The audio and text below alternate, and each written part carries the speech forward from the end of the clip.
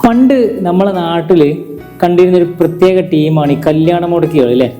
വെറുതെ ഒരു പണിക്കും പോവാതെ പീടിക കൊലയമേൽ ഇരുന്നിട്ട് നാട്ടുകാരെ കുറ്റം പറയുന്ന ഒരു പ്രത്യേക ടീം.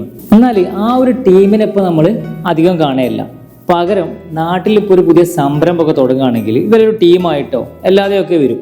എന്നിട്ട് അവിടെയുള്ള എല്ലാ കുറ്റങ്ങളും കണ്ടെത്തുക, സ്റ്റാഫിനെ ചീത്ത പറയാം, അവസാനം ഓണറോടും പോയിട്ട് പറയും നിങ്ങൾ 2 മാസം കൊണ്ട് എന്ത് ചെയ്യും, പൂട്ടിപ്പോവും.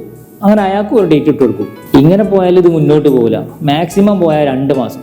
ഇങ്ങനെ ഞങ്ങൾക്ക് 2 മാസത്തിന്റെ ഡേറ്റ് ഇട്ടെന്ന പലരും ഉണ്ട്. മിക്കവാറും അവർ ആഴ്ചയിൽ നമ്മളെടുത്ത് 2 വട്ടം എത്തുന്നുമുണ്ട്. ഇങ്ങനെ അഭിപ്രായം പറയുന്നവർ ഒരിക്കലും ഒരു ബിസിനസ്സും ചെയ്തിട്ടുണ്ടാവില്ല. എന്നാൽ ഈ വിഷയത്തിൽ അഭിപ്രായം പറയേണ്ട എന്നാണോ? അല്ല, അവരാ വിഷയം തിരുത്തണം എന്ന് നിങ്ങൾക്ക് ആഗ്രഹം ഉണ്ടെങ്കിൽ അവിടെയുള്ള ഓണറോടോ മാനേജർ ആരാണോ അവിടെ ഉള്ളത് ഉത്തരവാദിത്തപ്പെട്ട ആളെ ഒന്ന് മാറ്റി നിർത്തിയിട്ട് നിങ്ങൾക്ക് ഉണ്ടായ ആ ഒരു വിഷമം എന്ത് ചെയ്താൽ മതി, വൃത്തിക്ക് കാര്യങ്ങൾ പറഞ്ഞു കൊടുത്താൽ അവരത് മാറ്റാൻ തയ്യാറാണ്. അല്ലാതെ അവർ എന്ന് പൂട്ടണം എന്നുള്ള ഡേറ്റ് നമ്മൾ ഇട്ട് കൊടുക്കേണ്ടിയില്ല.